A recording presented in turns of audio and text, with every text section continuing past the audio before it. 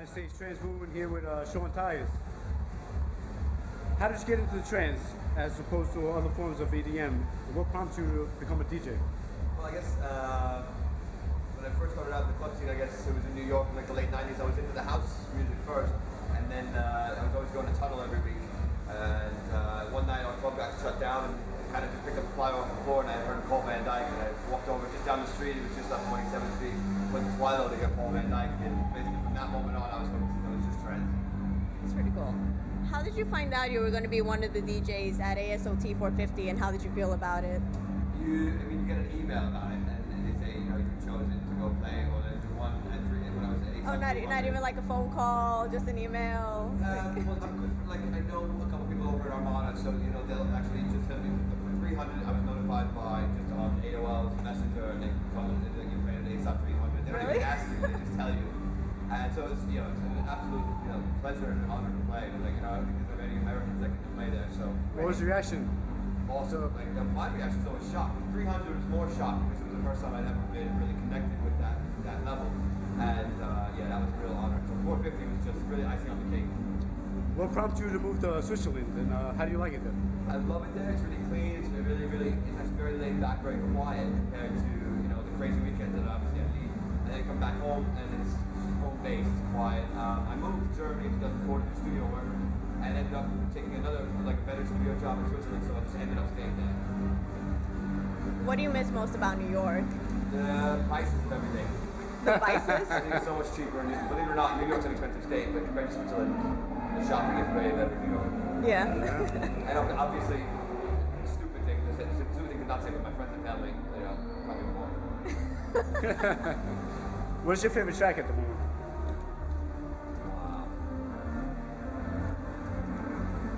Probably one of the new Eric Prydz tracks, either Vega or Nighttime. It's really funny, it's not tracks I ever play because they just don't fit into my set, but the tracks, they're my favorite tracks because they just impress me. What do you like to do for fun when you're not DJing? Play video games, Are you on Xbox? I don't really have the time for Xbox, so I kind of play whatever I can play on the go now. So I have the Xbox there and I love it. I'm really into the first person shooters, but I kind of stick with the iPhone games, and now I'm hooked on StarCraft 2 on the laptop. Because I have Xbox, I was going to ask you for your gamer tag. It is the same thing as Sean Tyas and Hotmail, that's it. Do you have an artist album in the works, and if you do, when do you think we can expect it? I think I had started 5 tracks for an artist album, and I was pretty deep into them. But I think I'm going to release the 5 tracks as singles. I'm looking at everybody else's success and reason for releasing an album, and it just doesn't seem like it makes much sense to release an album. I'm looking at other people's careers and trying to decide if it's working my heart out for a full year on 12 tracks, and having people walk away buying an album and only really liking or remembering too, free if you're lucky. So I think the better way of doing it is just release really solid singles, put more work into each single than you put on an album. I just feel like people kind of rush through an album because they have no choice. Well, what about the digital downloads? People have the options, like iTunes, for example. They're only going to buy 2 or 3 tracks anyway. Well, I guess. I understand what you're saying. You're going to have 2 or 3 tracks that eclipse all the other ones on the album. Look at Giuseppe Taviani's album. It was an amazing album, start to finish. But really, people only play 2 or 3 tracks on the album. So it's disappointing when you put so much work and time into it, and for people to only really come across respecting 10% of it. I'd rather release really solid singles, good package of remixes, and you really do have a better package that way. Look at Eric Prydz's career. The guy's, he says he's working on an album for 3 years now, but it hasn't hurt his career one bit. His tracks are the best track. Every track he releases is #1 on Beatport, and it seems to be the right way to go. If he wasn't afraid of flying, he probably could be the #1 DJ. Last night at the boat party in New York City, some of our supporters went to the party, and they heard Afrojack's Pasha on Acid. They want to know when it's going to be the rework, when it's going to be released. It'll never be. All these bootlegs that I do are all not really. It's not that they're illegal. I just kind of make them just for me to play my sets. Yeah. I did 4 reworks just this week alone, just for this weekend. Because every time I come back to America, I try to keep it special. So if we get New York and DC, and then return to DC after 2 years, I ended up making 4 reworks. I intended to do 2, and ended up just going Hot on Acid for the last one. You're disappointing a lot of our members. They really want you to release it. Yeah, they love it. They love this track.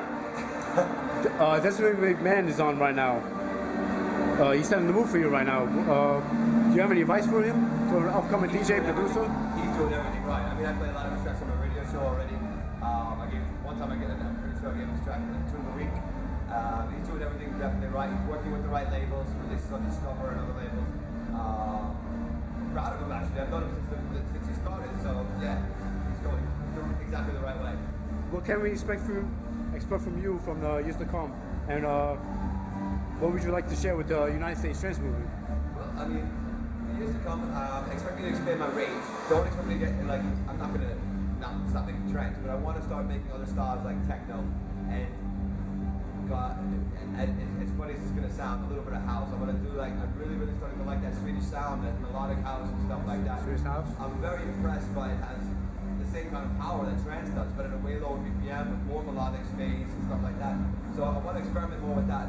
Keep in mind, I'm still going to do the banging trance, really quick banging trance, but I don't want to be pigeonholed anymore. So it's time to start experimenting more, and you'll hear that in the coming months. That I've started several projects that sound nothing like it. All right. Sweet. Thank you so much Thank you, for Sean. doing the interview with us. We appreciate it. Easy.